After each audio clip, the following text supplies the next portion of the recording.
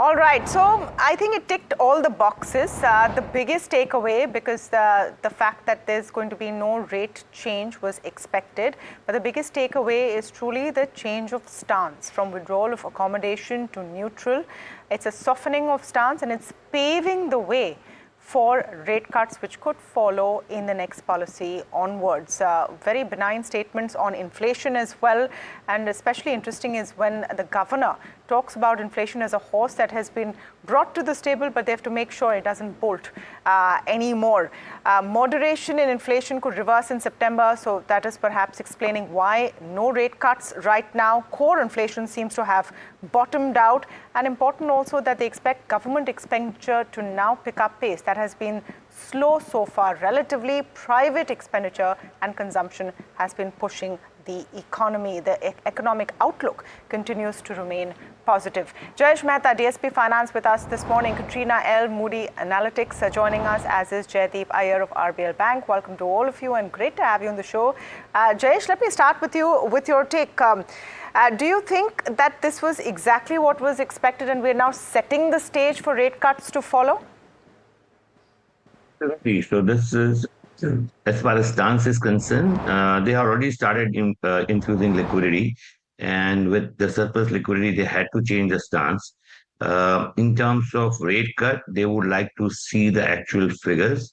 So that's where, right now, because of the base effect, the projection of inflation has not been changed at all. Even the growth, GDP growth projection has not been changed at all.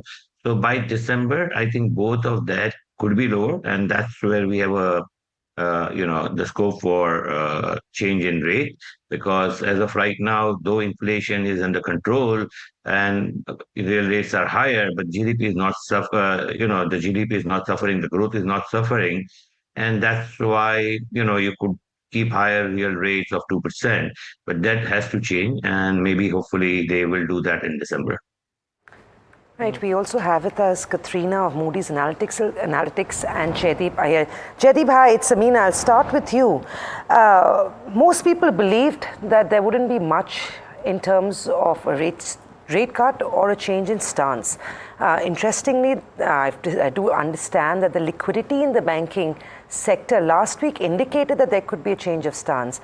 From where we stand right now, what have you made of the policy, and what do you think is keeping the RBI away from moving on rates at this stage? Because if inflation is controlled more or less, then why wait? No, so I think as a banker, first of all, I am actually quite happy that we saw a change in stance prior to the actual rate cuts, because this is, by the way, the first, let's say, change in rate cycle that is expected when the banking sector has a significant amount of loans which are linked to external benchmarks and mostly repo. So from a purely banking standpoint, we would prefer liquidity to be easy for a while, where bulk rates come down, retail deposit rates start inching down before we have a rate cut cycle. So to that extent, I think it is good. I think the answer to your question on why rates, by the governor being cautious on rates, I think Jayesh mentioned that I think we still seem to have a very, very robust growth environment. In terms of GDP growth actually has been, I think, up in terms of estimates for the next 12 months. And we have a nice confluence of fairly stable macroeconomic policy, macroeconomic factors, current account deficit largely in control, fiscal deficit again path to consolidation. So I think in a way, India is standing out in that sense, and I think given the let's say the geopolitical situation, I guess it is okay to be a little cautious on the cutting of rates front. Okay, Katrina, good morning to you, and thanks for joining in. What would you have expected from India's central bank, considering that, save for exceptions like Brazil, Japan, etc., most central banks are aggressively cutting? Would you have expected the Reserve Bank to do an encore, or is this a good heady mix? Move around with liquidity, set the stage for a cut, but cut only when India needs to, because India has got that luxury to be able to cut when it wants to, not necessarily follow the Fed. Yeah, I think that's exactly right. So I think what we saw from the RBI today was really broadly as expected. I think it was a really good move in the extremely volatile geopolitical backdrop that we've got at the moment to provide as much forward guidance as they possibly can, right? And so the fact that they shifted to neutral, as they were widely expected to do, really does then set up expectations appropriately for a cut to come, most likely in December.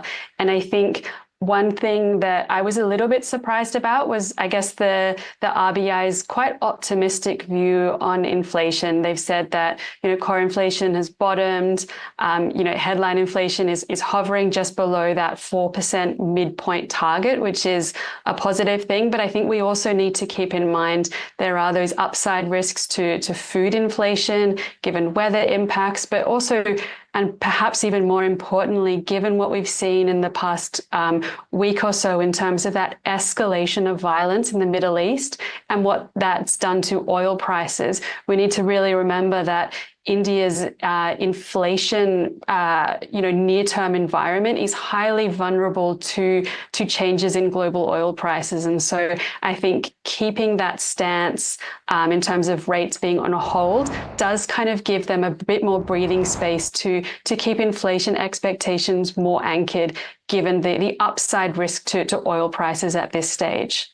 To be fair, Governor did lay out exactly 3 risks, which was weather patterns, geopolitical, developments, and commodity prices that have gone on. But Katrina, I want to come to you on a slightly broader issue. So, with inflation relatively in check, perhaps Indian central bank doesn't need to cut prices right now. But if you look at it in context of what China has been doing, and of course the rate cut which we saw in the United States, do you think that December now is a given? I don't think we can really say with any sort of certainty that December is a given. I think there's still quite a lot of life to be lived between now and December. And as the past couple of years have really crystallized for us, best laid plans can fall by the wayside in an instant. But I think what we are seeing is that the RBI has really set the stage, I think, for that December cut. But I think, things can change. And I think we need to be cognizant of that. I mean, it was only with the Fed's 50 basis point cut that came as quite a surprise to markets, because it was that outsized cut. So I think the good news is that the RBI does have that space to, keep rates on hold at this more restrictive territory if they need to, given that the domestic macroeconomic conditions are actually doing quite well. Yeah, you want to come in on this one? It's not just crude. We've also seen a massive surge on coal prices. So both those factors usually disturb the macros of a country like ours. Of course, the governor's talked about how core inflation has been reined in. Do you feel like there's a pretty evident, obvious upside risk to our inflation number, given the way crude has been moving recently? Jayesh, that's for you. So I think, you see, the way I look at this is we as market player, we look at both positive and negative on a expectation basis. Generally, central bank tends to actually see the data. As of right now, they haven't changed their forecast either for growth or inflation, which market would have, on both account, market is currently looking at a slightly lower than the projection. And maybe hopefully in December they will change it. So they would, when it comes to rate cut, they would be more going by actual data, whereas it is a precautionary rate hike or something, they may look at the forward-looking data. So that's the first premises, and that's where the disconnect between us and the market expectation and the central bank. In terms of risk, yes, these 3 risks are always there. Geopolitical, of course, is there, but for us, geopolitical actually comes to the crude price, right? And as of right now, we have seen enough tensions, but in spite of all that, it's still hovering in the 80s, right? And We haven't changed the retail fuel price and other stuff. So we have enough buffer. Unless it goes to maybe 120, 110, 105, that's a different story altogether. So even if you have a projection as of today, when things crude price goes to 120, it's a very, very different scenario. So it's not predictable in that situation. And that can happen any day. It can happen the next day after a cut also. So that can happen any day, anytime in the world. So as of right now, I would say they would.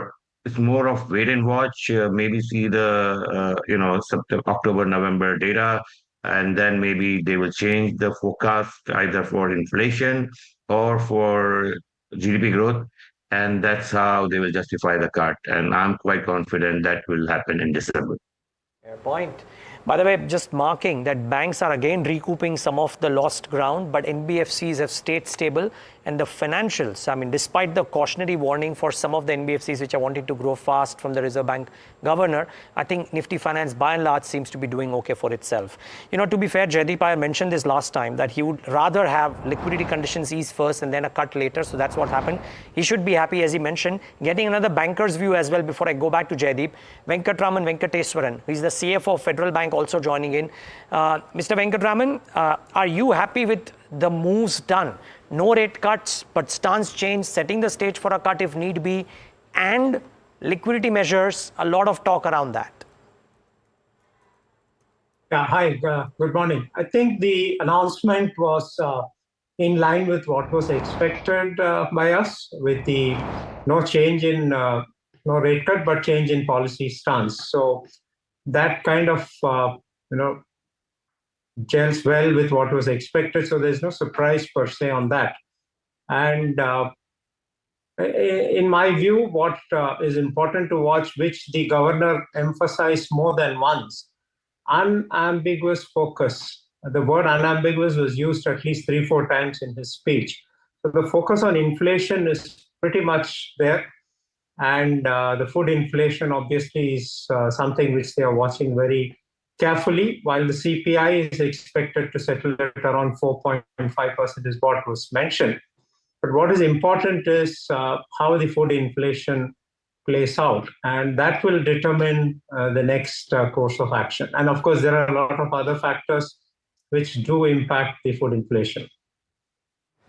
Mr. Venkatraman, just, in terms of the messaging which is coming out with no changes to the GDP outlook or the inflation outlook, do you expect that to be moved in the next policy? Because now you've had the change in stance, but do you need those bricks to also fall in place? What do you think now will give comfort? Because if inflation is largely on target, your repo is still at 6.5, that's an equation that needs to change sooner than later?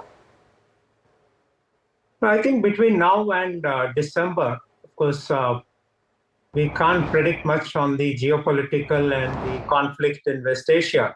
If you've seen off late, the West Asia conflict has taken more priority over what was happening in Russia, Ukraine.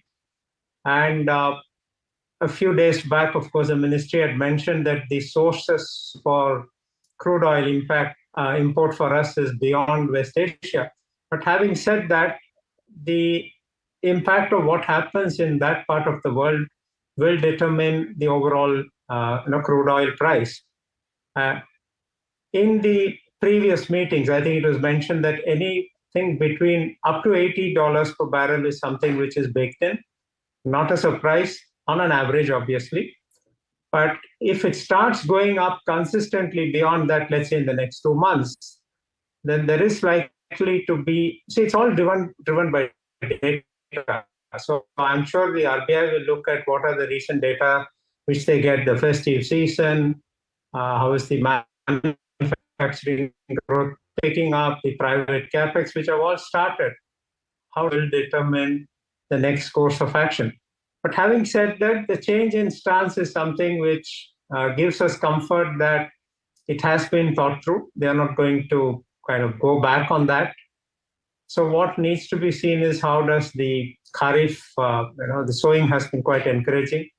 We don't expect too much of weather vagaries in the next few months. So the monsoon is behind us, good monsoons,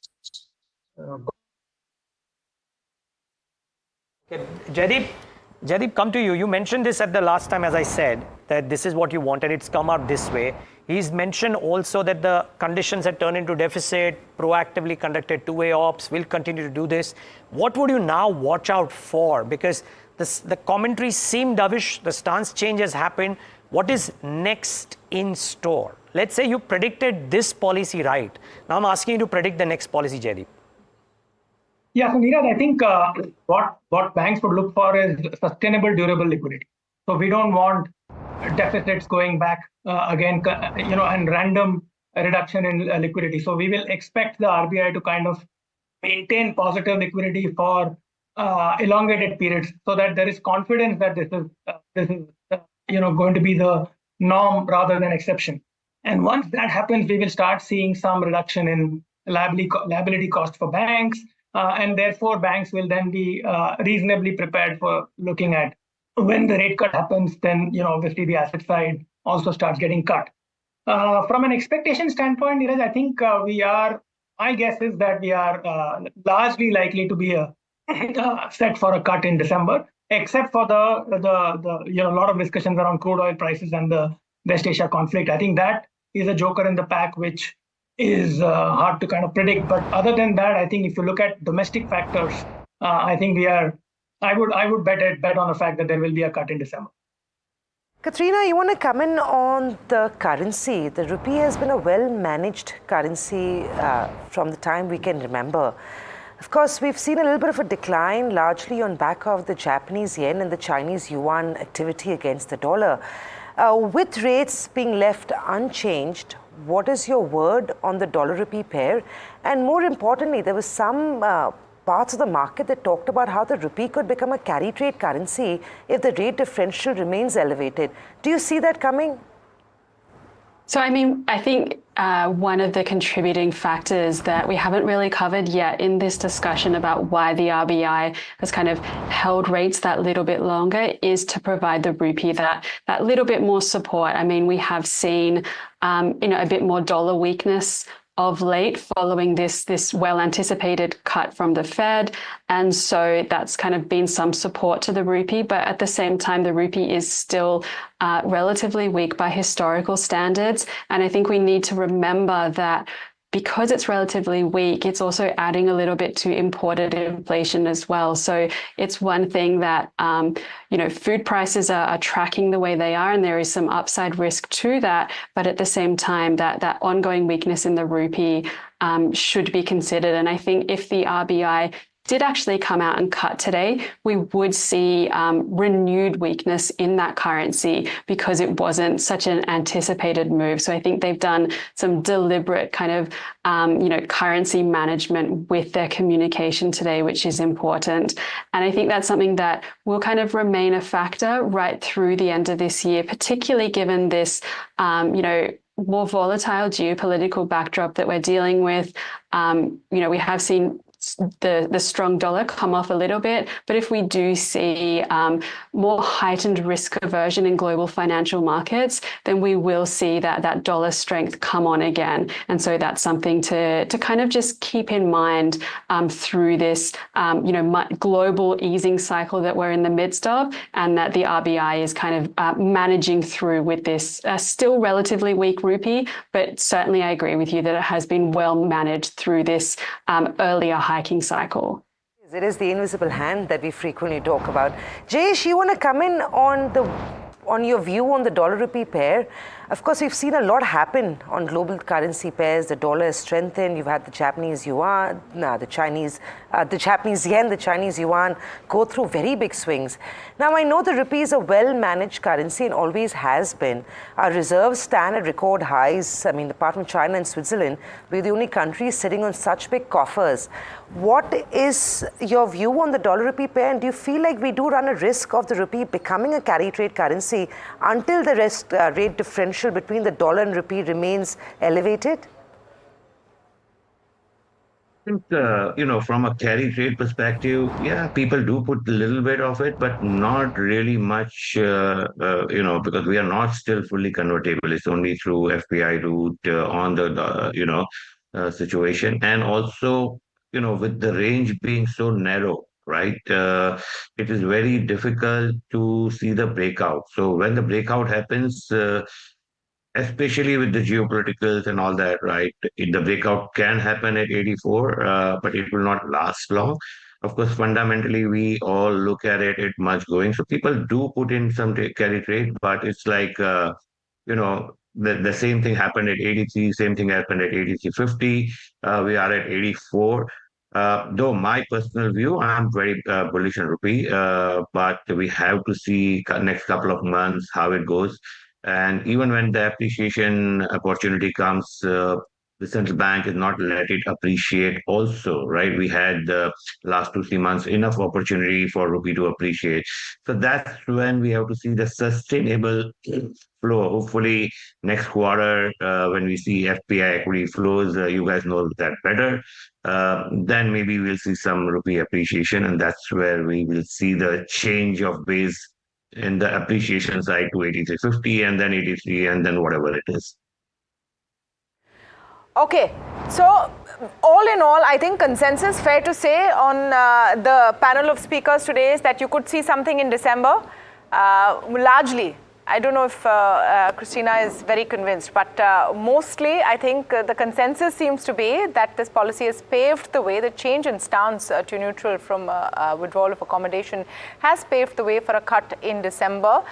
But a lot of buts and ifs out there, because we don't know what's happening geopolitically.